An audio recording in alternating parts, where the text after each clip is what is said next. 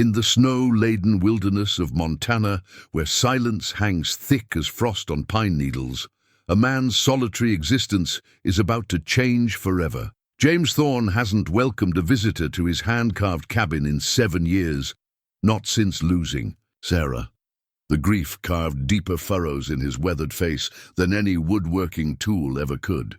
But when a desperate pounding at his door pierces the howling blizzard, he finds Margaret Chen, 8 months pregnant and nearly frozen, her wagon wrecked in the storm. Her eyes hold the same haunted look he sees in his mirror each morning, the unmistakable mark of a heart shattered by loss. As he helps her across his threshold, neither realizes this night will alter both their destinies forever. Could a single act of kindness in winter's darkest hour mend 2 broken souls? Dawn painted the Montana sky in watercolor grays as James Thorne's calloused hands moved across rough-hewn pine. His workshop, really just a corner of the cabin, filled with the whisper of sandpaper against wood. Each stroke was deliberate, measured, like a priest performing sacred rites. The morning ritual hadn't changed in 7 years, not since Sarah. A half-finished music box sat before him, its maple surface catching the pale light from the window. Sarah's box, the one he'd made for their first anniversary, sat on the mantel above the fireplace, gathering dust. He'd wound it once, just after the funeral, letting the tinny notes of Amazing Grace pierce the silence. Never again. Outside, snow drifted in lazy spirals. The weather station in Great Falls had warned of an approaching storm, but James paid little mind to such things anymore. The wilderness had taught him to read nature's signs better than any forecaster. The way the chickadees huddled close to his cabin's eaves, how the wind carried a bitter edge that nipped at exposed skin. A blizzard was coming, sure enough. He paused his sanding to stoke the pot-bellied stove. The familiar crackle of splitting. Wood echoed through the cabin, a sound that had become both comfort and curse. Comfort in its consistency, curse in its solitude. Every log he split, every beam he shaped, every piece of furniture he crafted, all of it bore witness to his isolation. The morning light caught the silver band still encircling his left ring finger. Sarah would have chided him for wearing it. Still, her practical nature always at odds with his sentimentality. "Life's for the living, James," she'd say, green eyes twinkling with that mix of wisdom and mischief that had first drawn him to her at the county fair 20 years ago. But Sarah wasn't here to chide him anymore. He returned to his workbench, fingers tracing the dovetail joints of the music box. His reputation as a craftsman had spread through the territory, though he rarely took commissions these days. Occasional requests would arrive by mail, a rocking chair for a new mother in Helena, a hope chest for a bride in Missoula. He'd complete them with the same exacting precision he applied to everything, then arranged delivery through Morton at the general store. The money accumulated in his account, untouched except for necessities. The music box wasn't a commission. Like most pieces he crafted now, it had no destination. Creating beautiful things had become his way of conversing with ghosts, of keeping his hands busy while his mind wandered the corridors of memory. A gust of wind rattled the window panes, drawing his attention to the darkening sky. The storm was moving faster than he'd anticipated. He'd need to check the generator, ensure the livestock was secured in the barn. The routine of winter preparation was second nature now. Each task a familiar step in an endless dance with solitude. Moving to the kitchen, he lit the kerosene lamp that sat ready on the counter.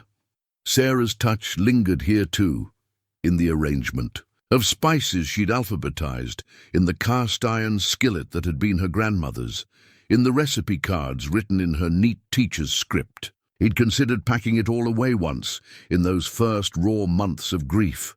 But somehow, the thought of erasing these small pieces of her felt like a second death. The wind's howl grew stronger as he pulled on his heavy coat.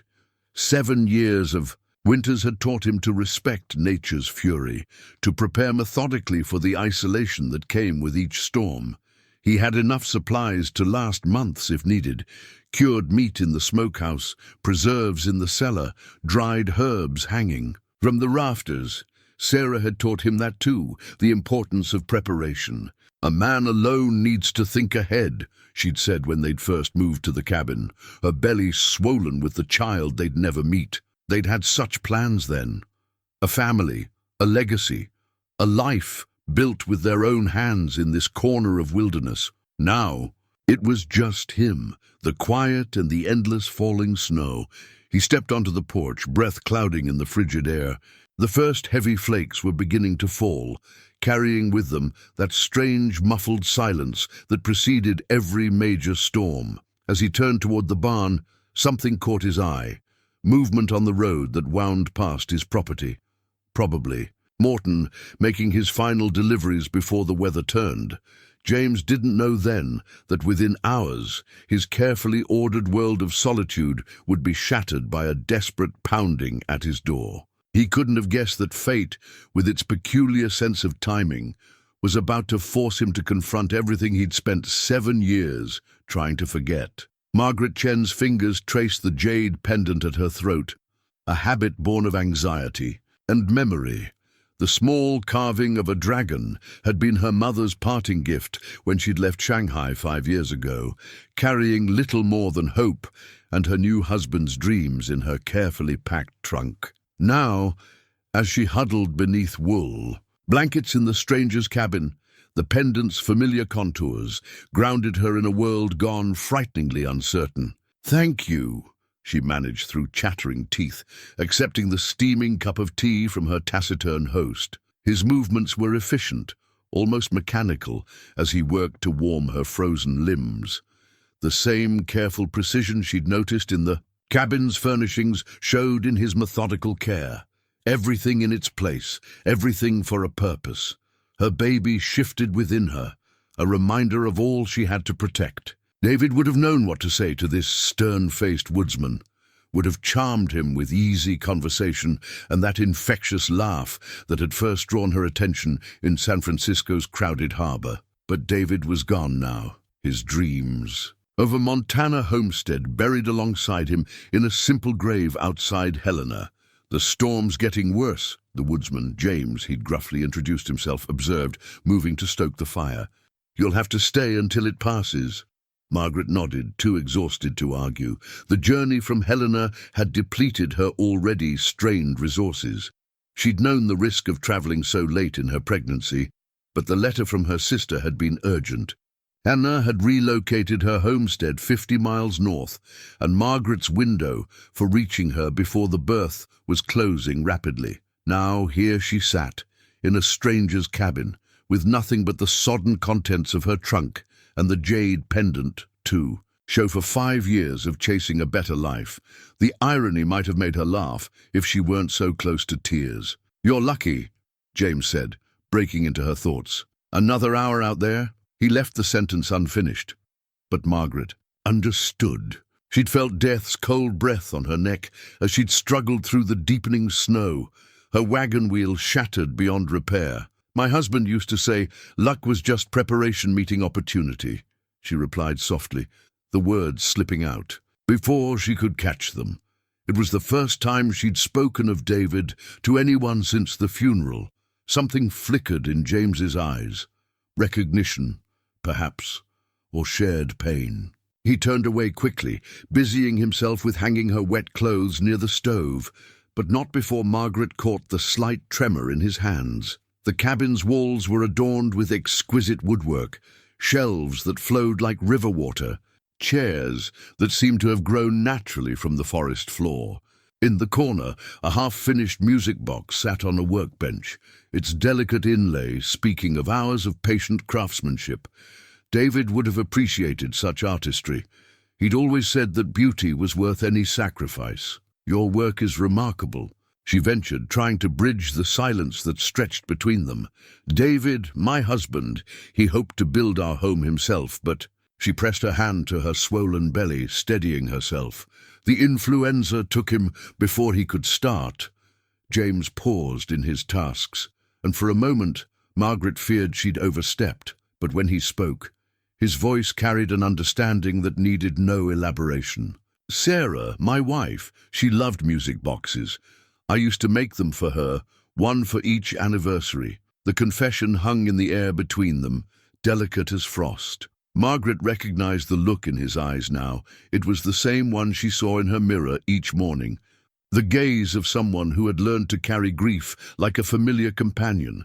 Outside, the wind howled with increasing fury, rattling the window panes in their frames. The baby kicked again, more insistently this time, and Margaret winced. James noticed, concern briefly breaking through his reserved demeanor. "There's a bed in the back room," he said, already moving to prepare it. "You should rest while you can. Storm like this could last days." As she watched him disappear into the bedroom, Margaret's hand found her pendant again. Her mother had told her that jade carried the wisdom of ancestors, that it would guide her path when all seemed lost. She hadn't believed in such things then, too eager to embrace her new American life. But now, stranded in this cabin with a man who spoke the language of loss as fluently as she did, she wondered if perhaps fate had guided her here after all. Night fell early, hastened by the storm's black clouds. James moved through the cabin with the ease of long familiarity, lighting kerosene lamps that cast warm pools of light against the encroaching darkness. The wind had grown teeth, howling through the eaves with a predator's hunger, but inside, the pot-bellied stove kept its steady vigil. Margaret's trunk sat by the door where he'd brought it in, snow melting from its brass fittings. The battered leather spoke of long journeys, much like the subtle accent in her voice. He'd traveled little himself, content with his patch of Montana wilderness, but Sarah had always dreamed of seeing distant shores. "You should eat something," he said, more gruffly than intended. Hospitality had grown rusty with disuse. "I've got stew." She emerged from the back room wrapped in one of his quilts, her long black hair now dried and falling past her shoulders. "I can help," she offered, but he shook his head.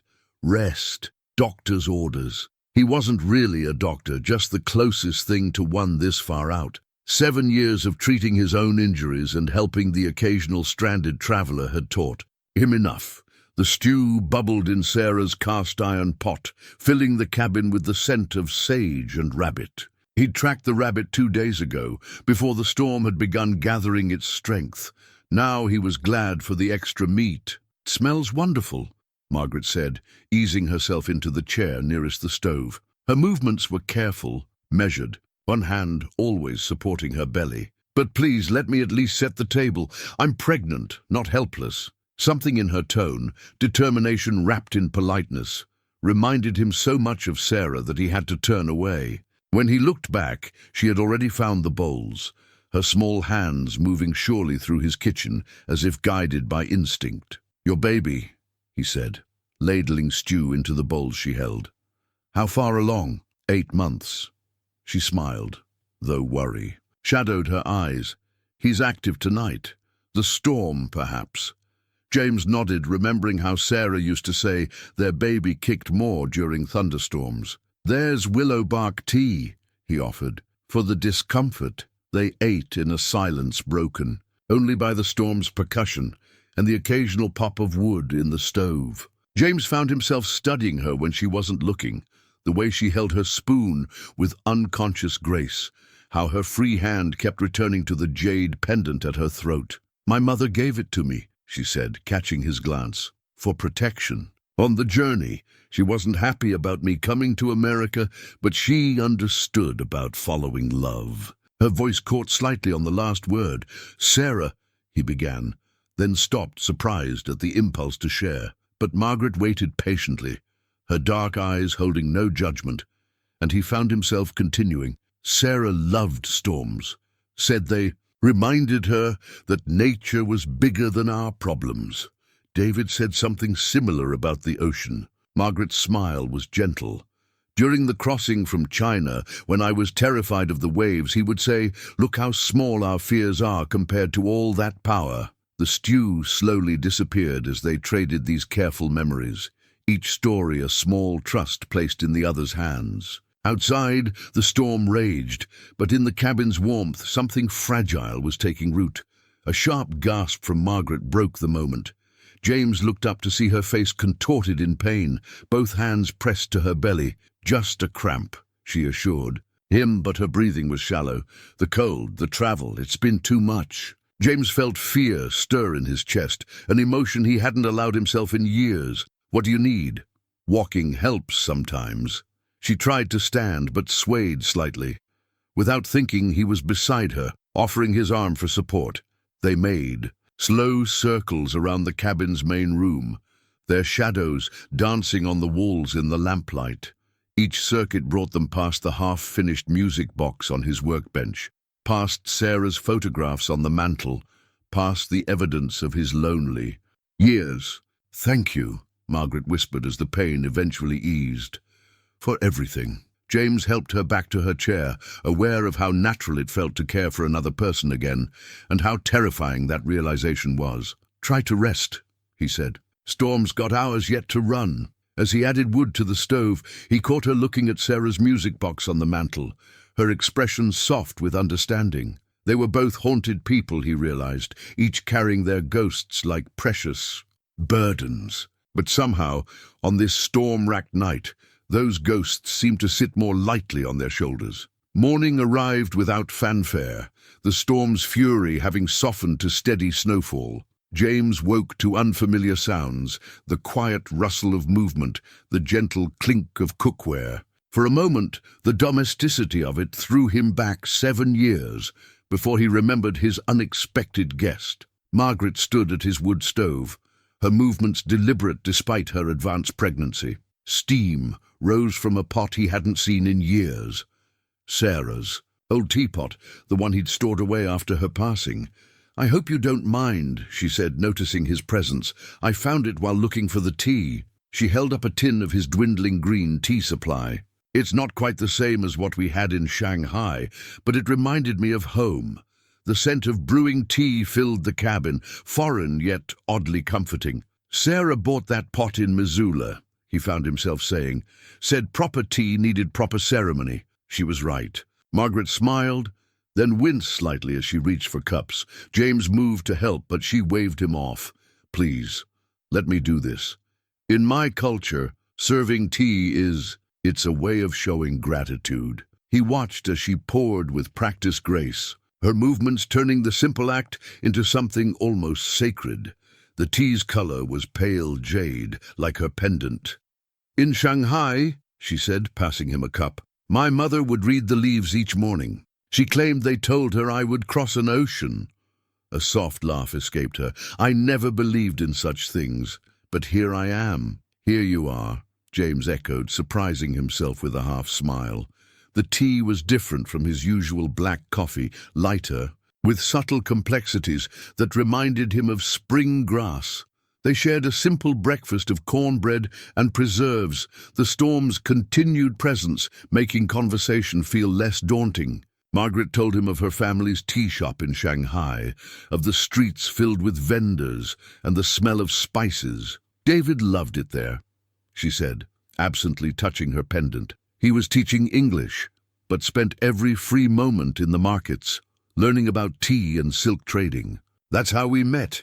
He kept coming to our shop, asking endless questions. Sarah was like that with music," James offered, surprising himself again with the ease of sharing. "Always wanted to know how things worked. That's why I started making the music boxes." Margaret's eyes drifted to the unfinished box on his workbench. "Will you show me how they work?" The request was simple, but it touched something long dormant in him. When was the last time anyone had shown interest in his craft? He rose, retrieving the piece from his bench. "The mechanism's not complicated," he began, pointing out the tiny brass teeth and carefully positioned pins. "But the timing has to be perfect. One tooth out of place, and the whole melody falls apart. Like life," Margaret observed quietly. "One moment changes everything." Their eyes met briefly before both looked away. In the comfortable silence that followed, James found himself studying her hands as she buttered another piece of cornbread. Elegant, fingers marked with small scars that spoke of her own form of craft. "I used to help in the shop," she explained, catching his glance. "Tea leaves can burn if you're not careful with the water temperature. Each type needs different handling, different care. Like wood," he said. "Each piece has its own character, its own needs." The morning passed in this exchange of small revelations. Margaret shared stories of her childhood in Shanghai, of learning to navigate between two cultures after meeting David. James found himself speaking of his early days with Sarah, of building their cabin together, of the dreams that had crumbled. With her passing, when Margaret's baby kicked particularly hard, making her gasp mid-sentence, James instinctively reached for the willow bark tea. Their fingers brushed as he handed her the cup, and neither pulled away quite as quickly as they might have yesterday. Outside, the snow continued its silent work of reshaping the world. Inside, something else was being reshaped, slowly, carefully, like the precise arrangement of pins in a music box or the steeping of delicate tea leaves. "More snow means you'll have to stay longer," James said, trying to keep his tone neutral. Margaret cradled her teacup, steam rising between them like unspoken possibilities. "Yes," she replied softly, "I suppose I will." The afternoon light filtered through snow-frosted windows, casting long shadows across James's workbench. Margaret stood beside him, running her fingers along the grain of a cherry wood panel he'd been saving for something special. Her touch was reverent, knowing the way he imagined she once handled precious tea leaves in her family's shop. "The grain tells its story," he found himself explaining, voice soft in the workshop's stillness. "Each line is a year, each dark band a hard season." His calloused finger traced a particularly dark ring. "This one, probably a drought year, like scars," Margaret said thoughtfully, "marking what we've survived." The observation struck him, silent for a moment. He'd never thought of it that way, but she was right. His eyes drifted to the collection of finished pieces lining the walls, each one marking a different kind of survival over the past 7 years. "This one," he said, leading her to a small table near the window. "I made the winter after Sarah." His hand rested on its surface, smooth as riverstone from countless sandings. "Couldn't sleep, so I worked through the nights. Probably used enough sandpaper to strip a barn." Margaret's laugh was unexpected and bright, like sunlight breaking through clouds. David was the same after his father died, planted an entire garden in the middle of summer. The neighbors thought he'd gone mad, but he said keeping his hands busy kept his mind quiet. "Did it work?" James asked, genuinely curious. "Some of those tomatoes won ribbons at the county fair." Her smile held both pride and pain. "He always said grief was just love with nowhere to go." James felt something shift in his chest, a recognition perhaps, or a lock turning after years of rust. He moved to his workbench, picking up the half-finished music box. "Would you like to learn how to sand?" Her eyes lit up, though she glanced doubtfully at her swollen belly. "Are you sure I won't ruin it?" "Can't ruin something that's not finished." "Yet," he said, pulling up a stool for her. "Besides, the wood knows what it wants to be. We just help it along." He showed her how to feel the grain's direction, how to move with it rather than against it. Her hands were naturally steady, and she caught on quickly. The rhythmic whisper of sandpaper filled the space between them, comfortable as shared breath. "In Shanghai," she said after a while, "there was an old man who carved dragons from jade. He said the stone spoke to him, told him which dragon lived. Inside." She paused her sanding, lost in memory. "I never understood until now." "It's like that with the wood, isn't it?" James nodded, watching her resume the careful strokes. "Sarah used to say I talked to the trees more than I talked to people." He surprised himself by chuckling. Guess she wasn't wrong. "David would have loved this," Margaret said softly. "He was always collecting stories about different crafts, different ways of making beauty." She set down the sandpaper, rubbing her lower back. James noticed immediately. "Time for a break. Tea, please." She stayed seated as he moved to the stove, one hand pressed to her side. "James, thank you for showing me this, for sharing." She didn't finish the sentence, but she didn't need to. They both understood what was being shared went beyond mere woodworking techniques. When he returned with the tea, she had picked up a small wooden bird from his shelf of finished pieces. "This is remarkable," she said, turning it to catch the light. "The feathers look almost real. Made that for Sarah's birthday, our first year here." He set down her tea.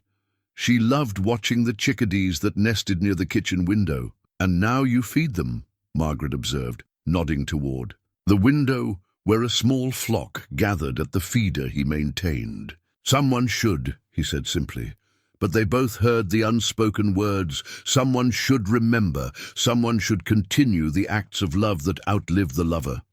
They sat in companionable silence, sipping tea and watching the birds brave the snow for their afternoon meal. The music box lay between them on the workbench, half sanded, waiting for their combined attention. "Tomorrow," Margaret said, as if reading his thoughts, "you'll have to show me how to work the lathe."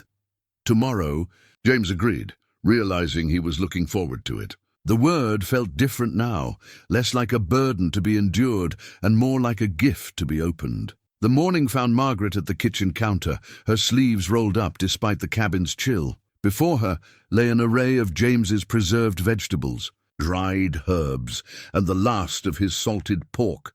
Her hands moved with practiced efficiency as she minced garlic with his hunting knife. "My mother would be horrified," she said, amusement in her voice. Using a hunting knife to cook, but she also never had to survive a Montana winter. James watched from his chair, fascinated by how she transformed his simple kitchen into something almost magical. The scents were foreign yet enticing: ginger, star anise, and something else he couldn't name. "What are you making?" "Jiaozi dumplings." She smiled at his puzzled expression. "Good winter food. My grandmother said they stuck to your ribs and kept your heart warm." Her hands worked the dough she'd made from his flour stores, though she never made them with elk meat before. James felt a small surge of pride that the elk he'd hunted in fall would be part of her creation. The meat should work fine, lean, like the venison you mentioned using in Shanghai. "You're learning," she teased gently, then winced as she reached for the rolling pin. Without comment, James stood and retrieved it for her. These small acts of assistance had become natural over the past few days, requiring no discussion. "While that rests," she said, covering the dough with a cloth, "maybe you could show me more about winter foraging. David and we never got that far in our preparations." James nodded, understanding the weight of what went unspoken. "Got some dried examples of what to look for. Better than going out in this weather." He gestured to her swollen belly with a hint of protective concern that surprised them both. They moved to his collection of dried plants hanging from the rafters. James had labeled each bundle in his precise handwriting: rose hips, pine needles, wild mushrooms. "These," he said, touching a cluster of wrinkled berries, "are choke cherries, good for medicine or food if you know how to prepare them." Margaret reached up to touch them, her sleeve falling back to reveal a small burn scar on her forearm. Catching his glance, she explained, "First lesson in the tea shop. Water has to be the right temperature, or you burn both yourself and the tea." "Woods are the same," James replied. "One mistake can be your last. Sarah," he paused, then continued softly, "Sarah used to say I was too careful. But out here, careful keeps you alive. Like this." Margaret pointed to a bunch of what looked like weeds. "Yarrow. For bleeding, fever, more things than I can count. Sarah taught me. She learned from her grandmother, who learned from her grandmother," Margaret finished. "Like my mother's recipes. Knowledge passed down, keeping us connected." They spent the morning like this, James sharing the secrets of winter survival while Margaret's dumplings took shape. She taught him how to fold the wrappers, his large hands surprisingly deft at the delicate work. "You have a craftsman's touch," she observed as he mastered the pleating technique. David could never get it right, too impatient. The comparison might have stung days ago, but now it felt natural to hear stories of David, to share memories of Sarah. Their ghosts had become less like shadows and more like old friends, watching over this unexpected collaboration. When the dumplings were ready, they cooked them in his cast-iron pot. The fusion of their worlds rose in the steam. Montana elk wrapped in Chinese tradition simmered over a frontier wood stove. "It's not quite like home," Margaret said, watching him take his first bite. "But maybe that's good. Maybe it's something new." James savored the unfamiliar flavors, the way the dumpling's soft wrapper gave way to savory filling. "It's perfect," he said simply, and meant it. Later, as they cleaned up together, Margaret began humming something soft and foreign. James found himself swaying slightly to the melody as he dried dishes, his movements unconsciously matching her. "Rhythm, a lullaby?" he asked. "Yes." Her hand rested on her belly. "My mother sang it to me. I've been practicing for—" She didn't need to finish the thought. "Teach me?" The request surprised them both, but as Margaret began to sing softly, teaching him the ancient words syllable by syllable, James realized that this too was a kind of survival skill, learning new ways to keep the heart warm during long winter nights. A week had passed since the storm first brought Margaret to James's door. The blizzard had settled into steady snowfall, transforming the landscape into endless white. Inside the cabin, another transformation was taking place, subtle as morning. Light through frost, they moved through the space like dancers who had practiced for years, anticipating each other's rhythms. James would stoke the fire before dawn, timing it so the cabin was warm when Margaret emerged from the back room. She would have tea waiting by the time he returned from checking the livestock, the ceramic cups warming his hands after the bitter cold. This morning he found her at his workbench, already sanding the music box they now worked on together. She didn't look up, but a small smile touched her lips at his footsteps. He noticed she'd positioned the lamp just so, remembering how he'd shown her the importance of light angle when working with grain. "The chickadees warned me you were coming," she said, setting down the sandpaper. "They always chatter when you cross the yard." "Probably complaining about late breakfast," he replied, surprised by how easily the gentle humor came now. He hung, his heavy coat by the door, snow melting from its shoulders. Margaret laughed, the sound mixing with the soft scratch of sandpaper as she resumed her work. "Like my mother's cats, no patience for human schedules." James found himself watching her hands as he pulled off his boots. Her movements were sure now, confident with the wood. She'd taken to craftsmanship as naturally as he'd learned to fold. Dumplings, each teaching the other, neither mentioning how domestic it all felt. "Your back's troubling you," he observed, noting how she shifted on the stool. "A little." "He's restless today." Her hand rested on her belly, a gesture that had become familiar. Without discussion, James moved to prepare the willow bark tea she'd been avoiding asking for. These silent anticipations of needs had become their common language. He'd notice her shiver and add wood to the stove. She'd see his hands cramping from detailed work and have liniment ready. They operated in a careful choreography of unspoken consideration. "I've been thinking," Margaret said as he handed her the tea. Their fingers brushed, a touch that neither acknowledged nor rushed to end. The melody for the music box. "What if we used that lullaby?" The suggestion hung in the air between them, weighted with meaning. They both knew this box had no commissioned destination, knew it was just something they worked on to fill the days. Making it personal, giving it purpose, that was a step towards something neither was ready to name. "Could work," James said carefully. "Would need to chart the notes, position the pins just right." He paused, then added softly, "Would be something special, though." Margaret's eyes met his, held for a moment too long before sliding away. "My mother would say we're tempting the fates, planning so far ahead. Sarah would say the same." The words came easily now, their lost loves less like wounds and more like wise observers of this careful dance. Never stopped her, though.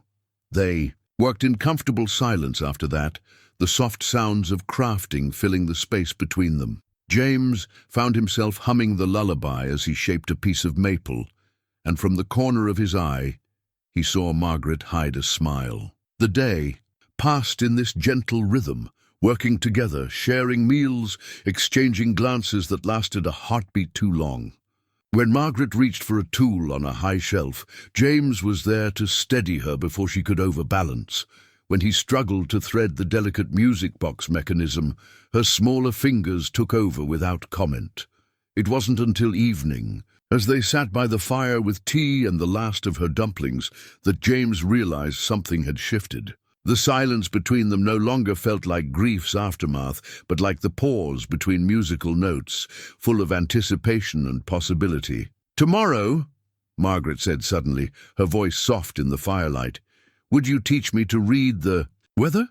If I'm going to live in Montana, I should know its moods." The future tense hung in the air like a note from their lullaby, neither of them acknowledging its implications. James just nodded, something warm unfurling in his chest that had nothing to do with the fire's heat. "Tomorrow," he agreed, and they both pretended not to hear the promise in that single word. The south-facing window had always been the brightest spot in James's cabin, but it had never felt quite like this. Margaret had transformed the broad windowsill into a nursery of possibility, lining it with the clay pots they'd found in his root cellar.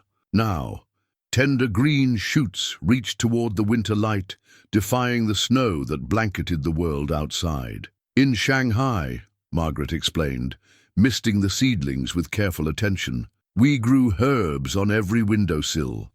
My mother said a home without growing things was like a heart without hope." She glanced at James, a slight flush coloring her cheeks. "I hope you don't mind. I found the seeds in my trunk." "Mind?" James moved closer, studying the delicate sprouts. "Sarah always wanted a garden, but I never had the patience for it. Too focused on things that showed results faster, I suppose." Margaret's hand hovered over a pot of emerging basil. "Some things are worth the wait." The words settled between them like seeds themselves, taking root in soil neither had intended to till. James found himself acutely aware of their proximity, of how the morning light caught the silver threads in Margaret's dark hair. "The Chinese character for patience," she continued, seemingly absorbed in her task, "is a knife over a heart. My mother said it meant learning to bear what cuts us, to grow stronger from it." James thought of the past week, of how their shared wounds had somehow made room for new growth. "Your mother sounds wise." "She is." Margaret smiled, then winced as she straightened up. Without thinking, James steadied her with a hand at her elbow. The touch was brief but electric, sending warmth through his calloused palm. "The baby likes the gardening," she said softly. "He moves more when I talk to the plants." "May I?" James asked, surprising them both. Margaret nodded, guiding his hand to her belly. The flutter of movement beneath his palm left him speechless. "He's strong," he managed finally, voice rough, with emotion he couldn't quite name. Like his father, there was no sadness in her voice now, just quiet pride. "David always said our child would have the best of both worlds, Chinese wisdom and American dreams." James let his hand fall away slowly, but the memory of that contact lingered. "These plants," he said, gesturing to the windowsill, "they'll need proper shelving, better light." Already his mind was working on designs, on ways to help her garden flourish. "You don't have to." "I want to." The words came out more forcefully than he'd intended. Their eyes met, held. In the quiet morning light, it was harder to pretend this was still just about plants. Margaret turned back to her seedlings, but James caught the slight tremor in her hands as she adjusted a pot of thyme. "I've been thinking about the music box," she said, "for the lid. What if we carved both a dragon and a chickadee, a meeting of East and West?" The suggestion carried weight beyond mere decoration. James found himself imagining the design, the sinuous curves of the dragon flowing into the delicate feathers of the bird. Two different beauties, finding harmony. "It would take time," he said carefully. "Detailed work like that can't be rushed." "Time." Margaret echoed, her hand drifting to her jade pendant. "We seem to have that, at least until spring." Spring. The word hung between them like a question neither was ready to answer. Instead, James moved to his workbench, picking up a piece of paper and a pencil. "Show me how the dragon should look." Margaret joined him, her shoulder brushing his as she guided his hand, showing him the traditional curves and scales. The design took shape under their combined effort, much like the garden behind them, something new growing from the collaboration of their separate worlds. "Perfect," she whispered when they finished, though neither was quite sure if she meant the drawing or the moment itself. A sound from the windowsill drew their attention, a pot shifting as a seedling pushed through soil, reaching for light. They watched it together, understanding without words that they too were growing towards something as inevitable as spring after winter. The general store's bell chimed as James held the door for Margaret, her heavy coat barely concealing her pregnancy. Morton's face behind the counter registered first surprise, then poorly concealed curiosity. In the 10 years James had traded here, he'd never brought anyone with him. "James," Morton nodded, then smiled warmly at Margaret. "Ma'am, wasn't sure we'd see anyone today, with the roads being what they are." "Had to come in," James said gruffly, "running low on supplies." He didn't mention that they'd delayed the trip 3 days, waiting for safer weather, or how he'd spent hours preparing the wagon with extra blankets and heated stones for Margaret's comfort. Mrs. Morton emerged from the back room, hands dusty with flour. Her eyes widened at the sight of them, then narrowed with the practiced assessment of a woman who'd spent 40 years watching frontier marriages form and dissolve. "Land's sake, James Thorne, you've been keeping secrets." She wiped her hands. On her apron, approaching Margaret with the direct concern of a mother hen. "You poor dear, you must be frozen through. Come sit by the stove." Margaret accepted the fussing with grace, allowing herself to be led to the chair beside the pot-bellied stove. "Thank you, Mrs. Morton. I'm Margaret Chen." She touched her jade. "Pedant," a gesture James had come to recognize as her way of grounding herself. "Mr. Thorne has been kind enough to offer shelter after my wagon broke down." The explanation was simple, truthful, yet somehow inadequate to describe what had grown between them in the past weeks. James busied himself with their supply list, pretending not to notice the significant looks passing between the Mortons. "Chen," Mrs. Morton's voice carried carefully measured curiosity. "Any relation to that Chinese fellow who was teaching over in Helena? The one who passed in the influenza outbreak?" James's hands stilled on the paper. They hadn't discussed how Margaret would handle such questions. "My husband," Margaret said quietly, but with dignity. "David. He had great hopes for Montana." Her hand rested protectively over her belly. "Still does in a way." Something in her tone must have touched Mrs. Morton, because the older woman's face softened. "Well then, you're lucky James found you. He's a good man, if a mite too fond of his solitude." She shot James a look that managed to be both approval and warning. Though seems that might be changing. James felt heat rise in his neck, but kept his attention on the supplies. Rice, he thought. They needed rice for Margaret's dumplings. And more tea. The good kind Morton kept in the back for his wife. The bell chimed again as Pastor Roberts entered, stamping snow from his boots. His cheerful greeting died mid-word as he took in the scene before him. "James." And "Mrs. Chen. Isn't it? I performed your husband's service." His face showed genuine compassion.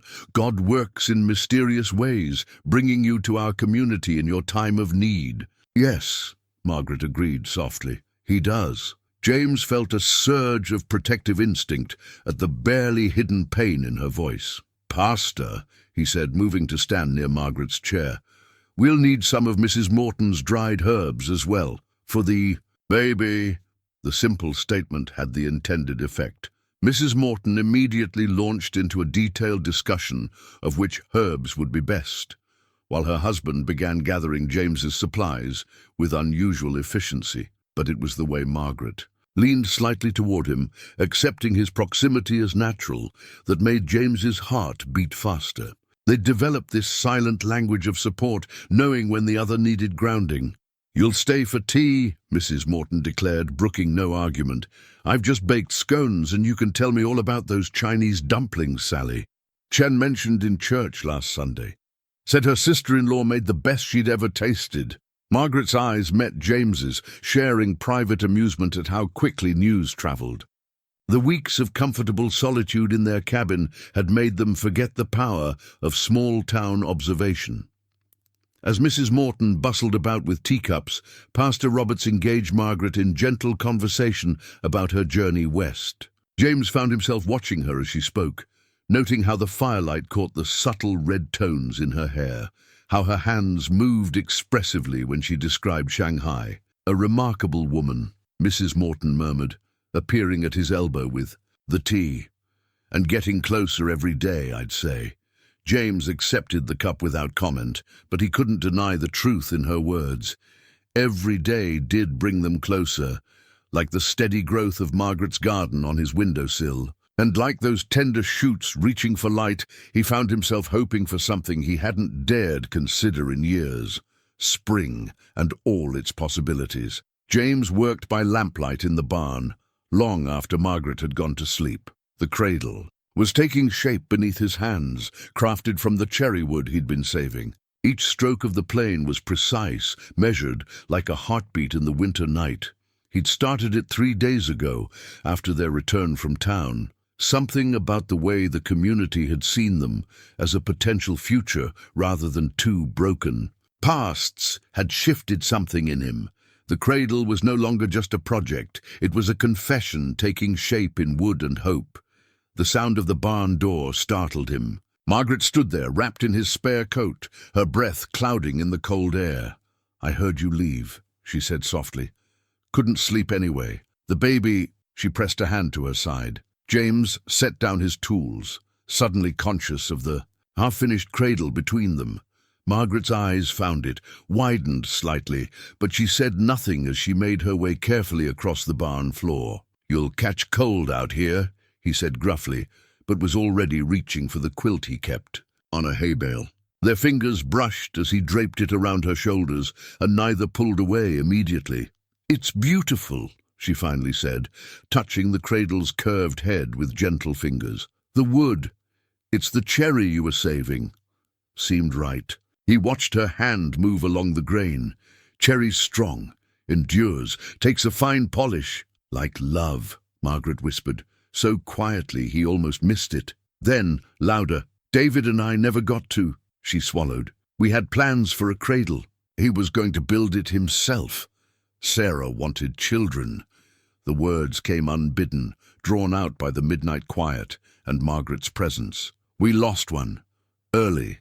Then the fever took her before we could—" He stopped, the old grief mixing strangely. With new feelings, Margaret's hand found his arm, warm through his shirt sleeve. James. Just his name, but it carried worlds of understanding. "Been thinking," he said carefully, focusing on the cradle's smooth lines. "About spring, about what happens when the snow melts." The question that had haunted their comfortable routine finally lay between them, solid as the cherry wood under. Their hands, Margaret's grip tightened slightly on his arm. "My sister's homestead," she began, then stopped. "I don't even know if she's still there. The letter said she might move again, follow her husband's work north." She looked up at him, moonlight from the barn window catching the tears in her eyes. "I was so focused on getting somewhere, I never thought about wanting to stay somewhere." James turned to face her fully, his heart hammering against his ribs. "You could stay." The words came out rough, unpracticed. "If you wanted. Both of you." "It's not that simple." But she didn't step away, didn't remove her hand from his arm. "No," he agreed, "nothing worth having is simple." A kick from the baby made Margaret gasp softly, her free hand going to her belly. Without thinking, James covered her hand with his own. The child moved again, as if greeting them both. "I'm scared," Margaret admitted, looking at their joined hands. "Not of you, of feeling this much again, of losing it again." "Me too." The admission felt like letting go of a weight he'd carried for years. "But I'm more scared of letting you leave without saying it, without trying." Her other hand came up to touch his cheek, and he realized he was crying. They both were, tears freezing in the winter air. "The cradle," she said softly. "How long have you been planning it?" "Since the day you started the garden. Seeing you plant those seeds, believing in spring." He drew a shaky breath. "Made me want to believe, too." Margaret looked at the cradle again, its curves reminiscent of both Chinese designs and frontier practicality. "It's like us, isn't it? Two traditions meeting, making something new." "Could be, if you stayed." She turned back to him, her face solemn in the lamplight. "I can't promise anything. The baby's coming soon, and everything will change. I know." He brushed a tear from her cheek with his thumb. "But change brought you here. Maybe it's not always a storm to weather. Maybe sometimes it's a season to welcome." Margaret leaned into his touch, her eyes closing briefly. "Show me how to help with the cradle." It wasn't quite an answer, wasn't quite a promise, but as they bent together over the cherry wood, their hands moving in shared purpose, James felt something bloom in his chest, warm as spring, strong as love, enduring as the grain in the wood beneath their fingers. The teacup shattered against the floor, its pieces scattering like the words they'd been holding back for weeks. Margaret stared at the broken porcelain, Sarah's best china, the set James kept wrapped in cloth and stored away, and felt the last thread of her composure snap. "I'm sorry," she whispered, already bending to clean up the mess, but James was there first, his hand gentle but firm on her arm. "Don't! You shouldn't be kneeling in your condition." His voice was controlled, too controlled, like it had been all morning since the letter arrived. "I'm pregnant, not helpless." The words burst out louder than she'd intended, carrying weeks of unspoken fears. "I can clean up my own messes, make my own decisions, like the decision to leave?" The question hung in the air between them, sharp as the broken porcelain at their feet. "That's not fair." Margaret's hand went to her jade pendant, seeking its familiar comfort. "You knew this was temporary. You knew I had plans, obligations. To a sister who didn't even write to tell you she'd moved. Who left you to find out from a returned letter." James's careful control cracked slightly, revealing the hurt beneath. "At least I'm trying to hold on to family." The moment the words left her mouth, Margaret wished them back. James went still, his face shuttering like a window against a storm. "James, I didn't mean—" "You did." He turned away, began methodically, picking up pieces of the teacup. "And you're right. I let my family drift away after Sarah. Easier than watching them walk on eggshells around my grief. Easier than their pity." Margaret sank into a chair, suddenly exhausted. The baby kicked, as if sensing her distress. "I'm scared," she admitted quietly. James paused in his cleanup, though he didn't turn around. "Of what?" "Of everything. Of being alone when the baby comes. Of making the wrong choice. Of—" She swallowed hard. "Of loving someone and losing them again." The last pieces of porcelain clinked as James set them on the table.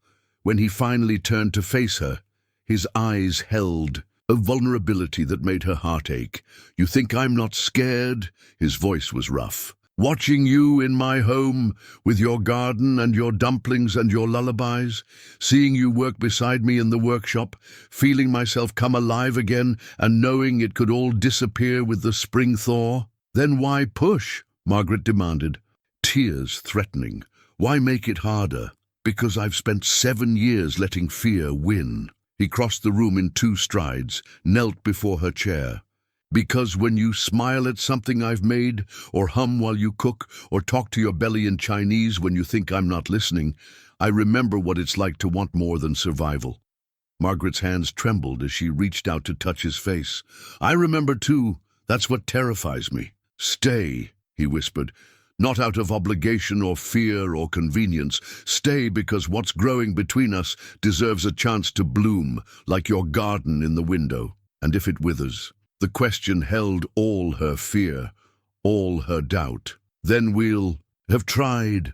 Better than spending a lifetime wondering." His hand covered hers where it rested on his cheek. "Better than letting fear of winter keep us from planting spring seeds." A sob caught in Margaret's throat.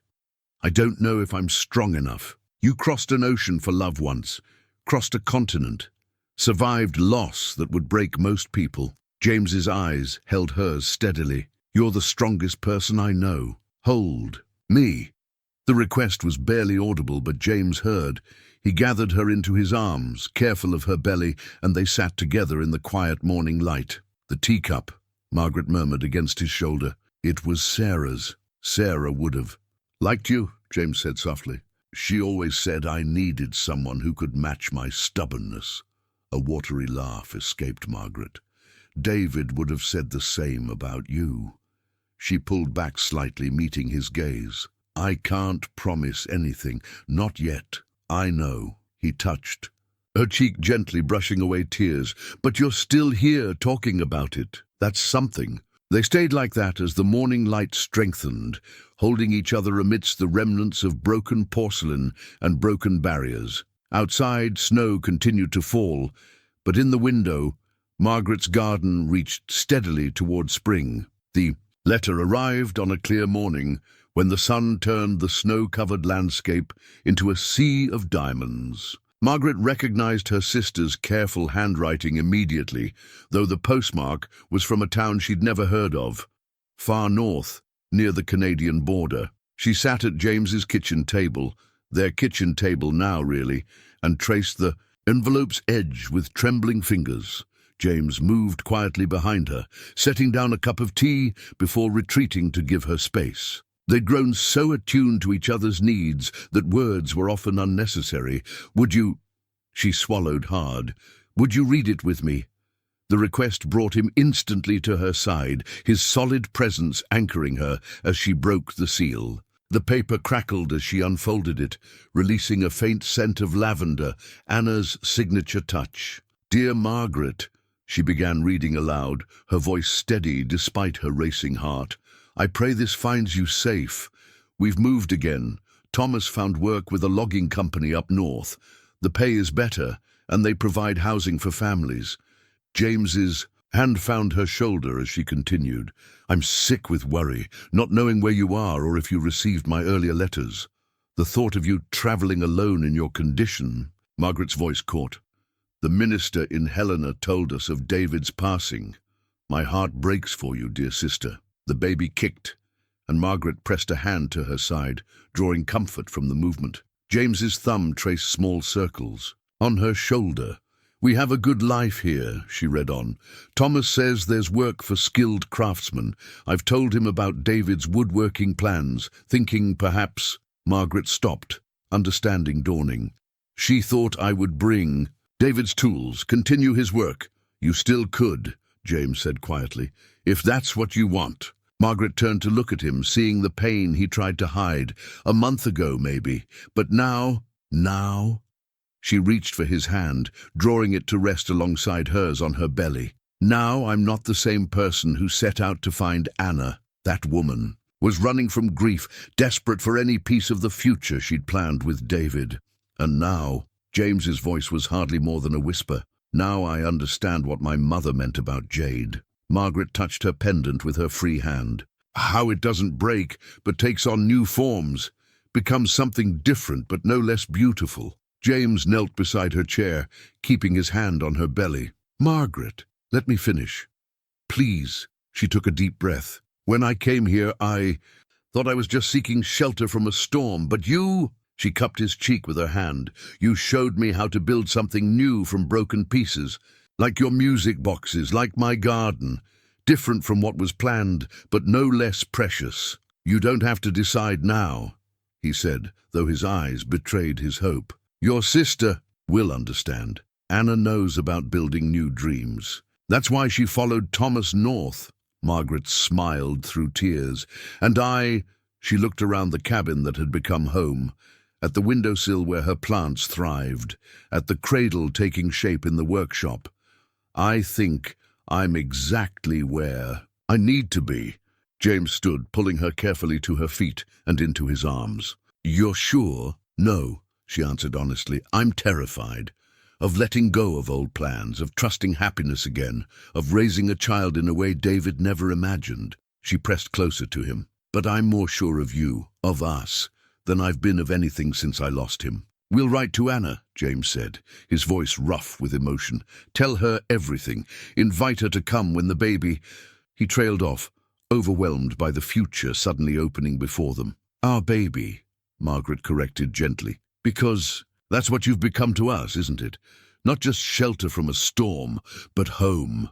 James's hands framed her face, his thumbs brushing away tears she hadn't realized were falling. Home, he echoed, and kissed her for the first time, softly, reverently, like a craftsman discovering a new medium to work with. The letter fluttered forgotten to the floor as Margaret returned his kiss. Outside, the winter sun transformed ice into diamonds, while inside, two broken hearts transformed themselves into something new and whole and full of possibility. The first crocus pushed through melting snow beside the cabin's front step, its purple head nodding in the strengthening March sun.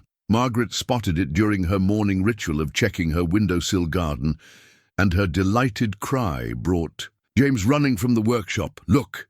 She pointed through the window, one hand resting on her now prominent belly. Spring's first messenger. James wrapped his arms around her from behind, his chin resting on her shoulder as they looked out at the tiny bloom. Sarah used to say the crocus was the bravest flower, he murmured, dancing on winter's grave before the battle's fully won. My mother would say it's not bravery but destiny. Margaret leaned back against him, enjoying how naturally their bodies fit together now. Everything blooms in its own time. As if in agreement, the baby kicked vigorously. James splayed his hand over the spot, marvel still evident in his touch, despite how familiar the sensation had become. Someone's ready for spring too. The past weeks had transformed the cabin as surely as the changing season was transforming. The landscape. James's workshop now housed not only the nearly finished cradle, but a collection of tiny carved animals that would hang above it, chickadees and dragons dancing together in wooden harmony. Margaret's influences were equally visible. Chinese symbols of luck and prosperity, painted on small scrolls, hung alongside James's wooden crafts. The scent of ginger and star anise had become as much a part of the cabin's atmosphere as pine and sawdust. Mrs. Morton's coming by today, Margaret said, turning in James's embrace. She's bringing more of those herbs for the birthing time. James nodded, his eyes showing the mix of joy and concern that appeared whenever they discussed the approaching birth. I'll make sure the path is clear. The Thor makes everything treacherous, always taking care of us. Margaret touched his cheek, rough with morning stubble. But who's taking care of you? You are. He turned his head to kiss her palm. With your dumplings and your gardening and your way of making this place feel like home. They finished together, sharing a smile at the word that had become their touchstone. A particularly strong kick made Margaret wince. James immediately guided her to her favorite chair, the one he'd carefully padded with extra cushions. He's strong today. She, Margaret corrected with a teasing smile. This had become their gentle argument over the past weeks. Strong like a grandmother who crossed an ocean for love. He, James countered, kneeling to massage her swollen ankles as had become his morning habit. Strong like his mother who survived loss and found courage to love again. The tenderness of his words brought tears to Margaret's eyes, a common occurrence these days. We never did decide on names. I thought. James hesitated, his hands stilling on her feet. If it's a boy, maybe David. And if it's a girl, Sarah. Margaret finished softly. She reached for his hand, twining their fingers together, a bridge between past and future. James brought their joined hands to his lips. Speaking of futures, Pastor Roberts asked again about making things official. They'd discussed marriage before, but Margaret had wanted to wait to honor David's memory with a proper period of mourning. Now, though, perhaps after the baby comes, when the wildflowers bloom, I'd marry you today, James said simply. In the mud and melting snow. But yes, wildflower season would be perfect. A knock at the door announced Mrs. Morton's arrival. As James went to help her with her packages, Margaret looked around the cabin that had become so much more than shelter from a storm. Her garden flourished in the window. The music box waited for its final touches on the workbench, and everywhere she looked, she saw the melding of two lives once thought broken beyond repair. The crocus outside nodded in the spring breeze, reminding her of another flower that had bloomed against all odds, love, pushing through the frozen ground of grief, reaching toward the light of new beginnings. Margaret touched her jade pendant, then her belly, whispering in Chinese the words her mother had always said in times of change. Everything blooms in its own time. And in the strengthening sunlight of early spring, she knew with certainty that their time had come. The pains began at sunset, as the spring day's warmth gave way to evening chill. Margaret had been hanging fresh herbs to dry in the kitchen when the first contraction gripped her, sharp enough to make her gasp. The sprig of lavender she'd been holding fell to the floor, its scent rising up like an offering. James was at her side before she could call out, as if some sixth sense had alerted him. "Is it time?" She nodded, gripping his arm as another wave passed through her. Earlier than we thought, the baby's eager to meet spring. His face showed the fear he tried to hide, but his voice remained steady. "I'll send Tom's boy for Mrs. Morton and the midwife." He helped her to the bedroom they now shared, where the cradle waited, polished to a soft glow. "Will you be all right while I go?" she managed between breaths. "I've got the breathing exercises Mrs. Morton taught me, and—" She touched her jade pendant. "My mother's strength." James pressed a kiss to her forehead before striding out. Margaret heard him speaking urgently to young Tom, then the thunder of horse hooves fading into distance. When he returned, he carried her garden's first gift, the brave crocus, now picked and placed in a small vase. "Something beautiful to focus on," he explained, setting it where she could see it. The hours that followed blurred into a tapestry of pain and love and ancient strength. Mrs. Morton arrived with her daughter Emma, both carrying bags of herbs and linens. The midwife, Mrs. Chen, no relation but the shared name felt like a blessing, followed shortly after. Through it all, James remained a steady presence, letting Margaret grip his hand until her knuckles went white, wiping her brow with cool cloths, murmuring encouragement in his deep, sure voice. "You're doing beautifully," he whispered as another contraction peaked. "Strong as the mountains, graceful as your jade." Margaret alternated between English and Chinese, prayer and curse merging. As the pain intensified, when a particularly strong contraction hit, she cried out for her mother, for David, for all those who couldn't be there. "They're here," James assured her, one hand on her belly, the other still gripped in hers.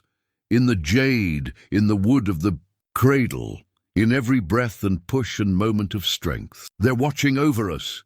Mrs. Chen nodded approval at his words while checking Margaret's progress. "The baby's almost here. Your husband speaks wisdom. Let the ancestors guide you." Neither of them corrected the word husband. In their hearts, they'd made those vows long ago, waiting only for spring flowers to make them official. "I see the head," Mrs. Morton announced. "Dark hair like its mama." Margaret bore down with renewed purpose, drawing strength from James's presence, from the scent of lavender and wood shavings that filled their home, from the jade that had travelled oceans to rest against her heart. "One more push," Mrs. Chen encouraged. "Your baby's eager to join us." With a final surge of effort, Margaret felt the baby slip free.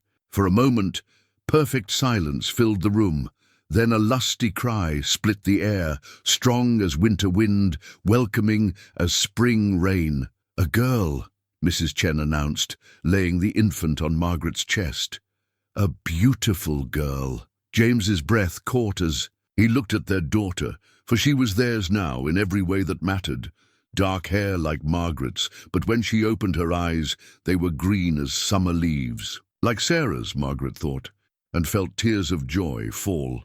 "Sarah," she whispered, looking up at James. "Sarah Chen Thorne." He nodded, unable to speak through his tears, one hand cradling their daughter's tiny head. the other still holding Margaret's. Mrs. Morton and Emma busied themselves with cleaning up, while Mrs. Chen helped Margaret with the first feeding. The baby latched on with determination, causing both midwife and mother to laugh. Strong like her mother's, Mrs. Chen said softly. Both of them. As dawn painted the sky in shades of pearl and rose, their small family rested together in the bed. James had crafted years ago, now holding more love than he'd ever dreamed possible. Sarah slept between them, swaddled in a blanket that combined Chinese luck symbols with Montana wildflower embroidery, a collaboration between Mrs. Morton and Margaret during the waiting months. "Thank you," James whispered, kissing first his daughter's forehead, then Margaret's. "For my second spring." Margaret touched her jade pendant, then reached for his hand. "No," she said softly. "Thank you for helping me bloom again."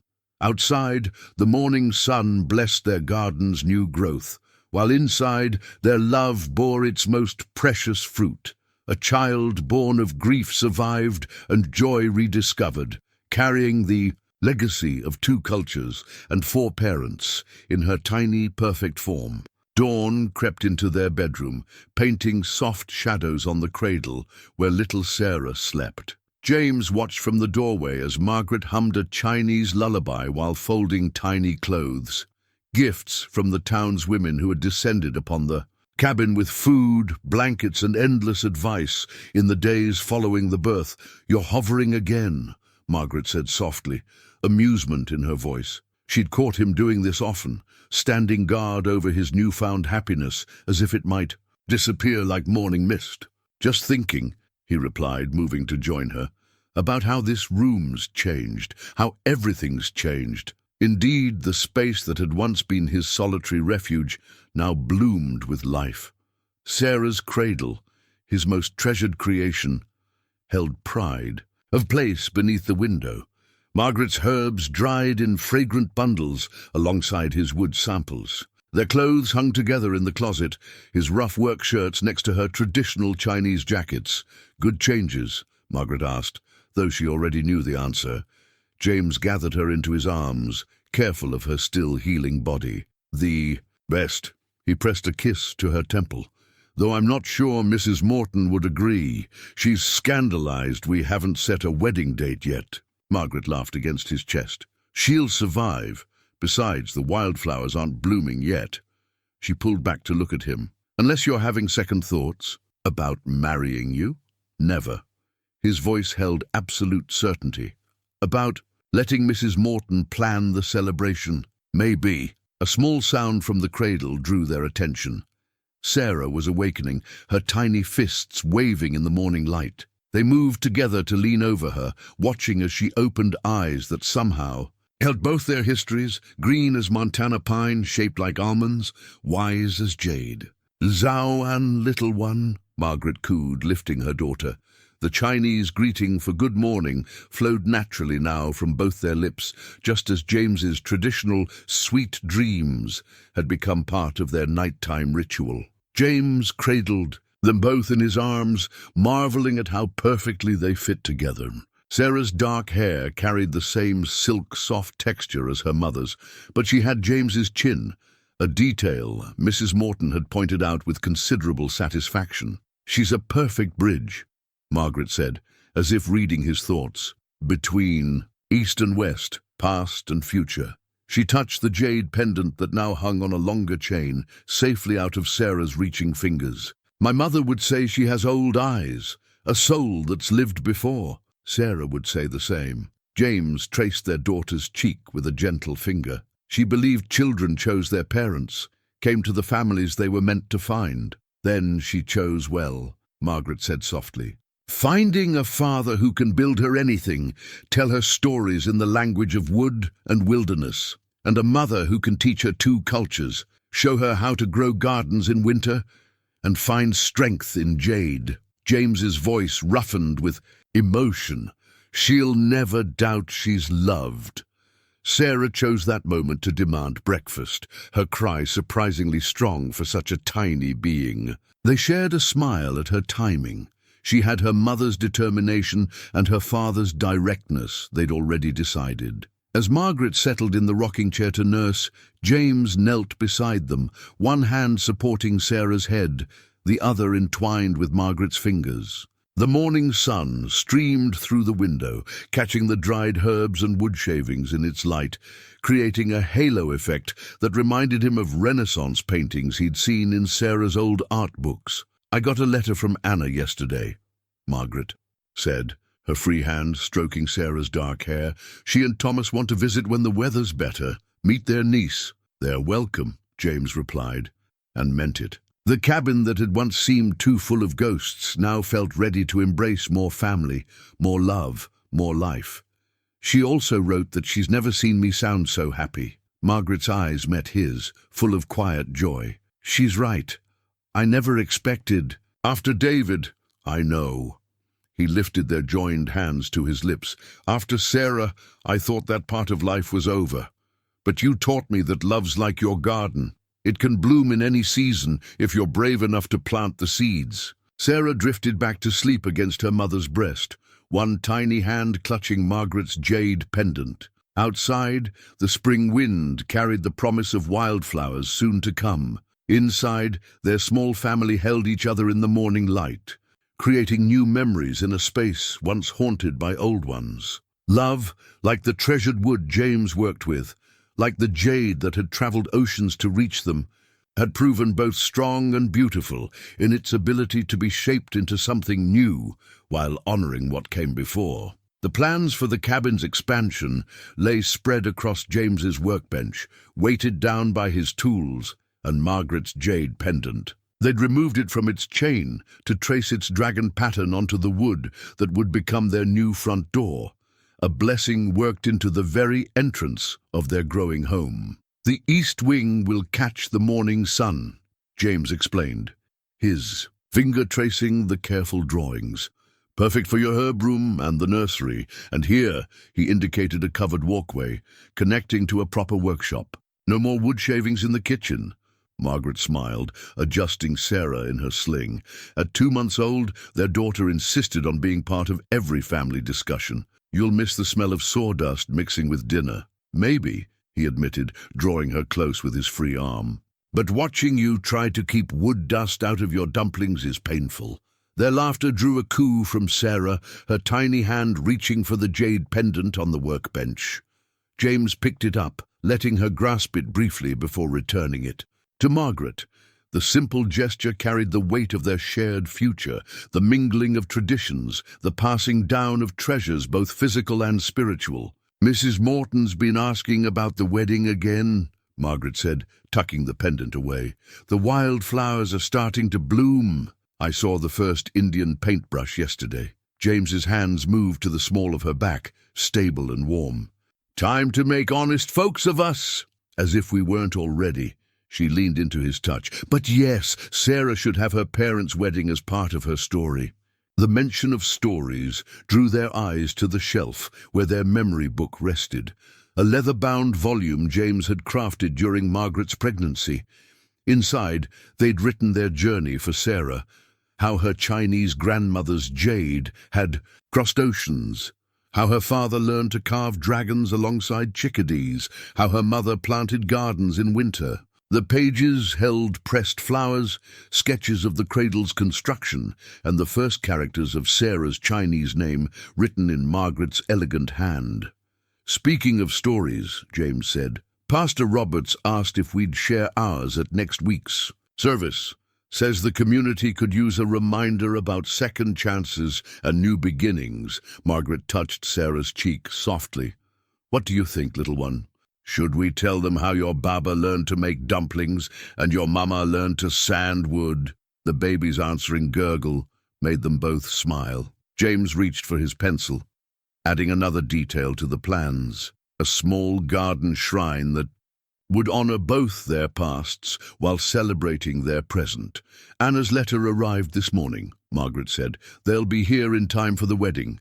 She's bringing some of Mother's things from storage in San Francisco, including the wedding." "Dress you mentioned?"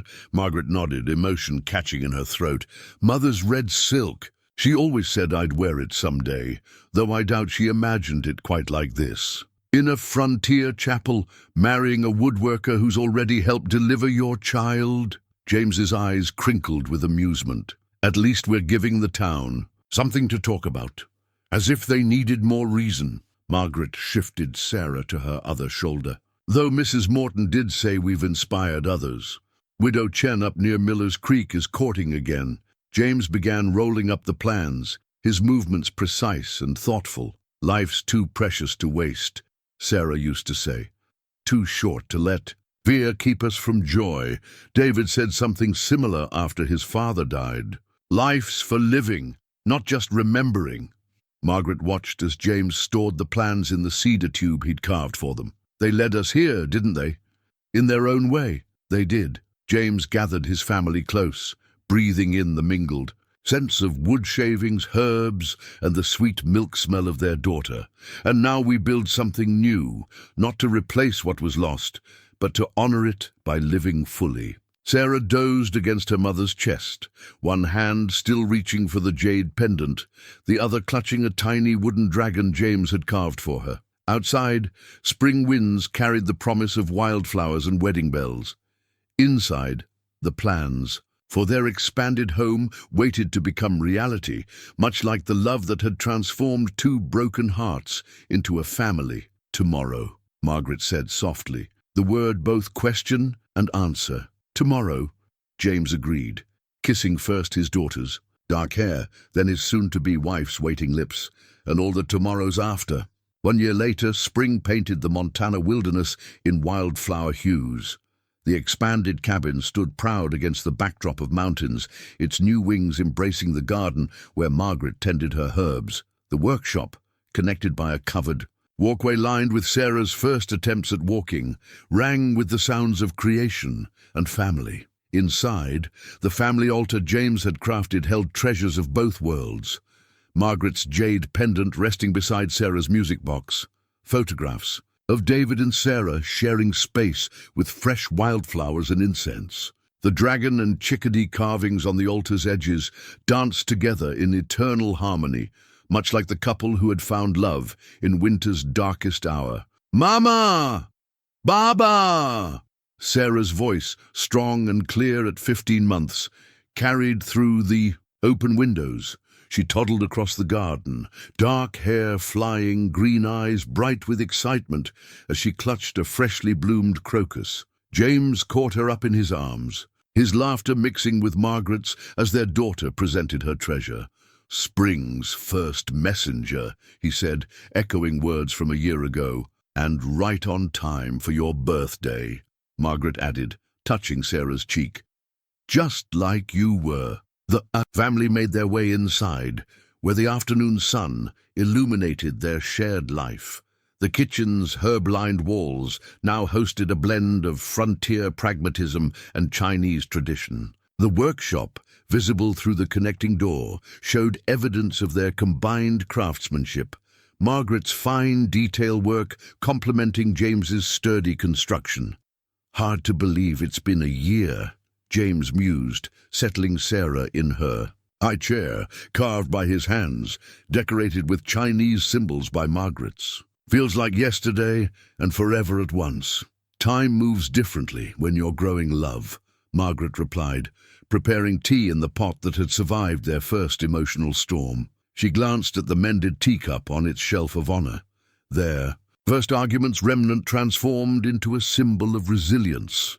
Sarah babbled happily in both English and Chinese, playing with the wooden animals that had once hung above her cradle. The cradle itself now waited in the new nursery, a secret joy tucked away until they were ready to share their latest blessing with the community. "Anna's letter came today," Margaret said, placing a hand over her still flat stomach. "They're settled in their new home just 3 days' ride from here. Close enough for frequent visits, she says." "Good."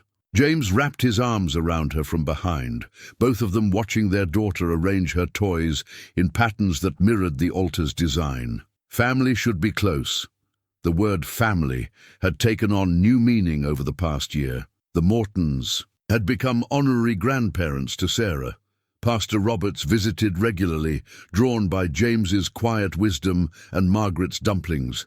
Even Mrs. Chen, the midwife, kept close ties, teaching Sarah Chinese songs while sharing tea and stories. "Do you ever wonder," Margaret asked softly, "what David and Sarah would think of all this?" James considered, his hand joining hers over their growing secret. "Sarah would love how you filled this place with growing things, how you've taught me to blend beauty with function." He pressed a kiss to her temple. "David would appreciate the craftsmanship, I think. The way we've built something strong from broken pieces." "Like the jade," Margaret smiled, remembering her mother's words about transformation.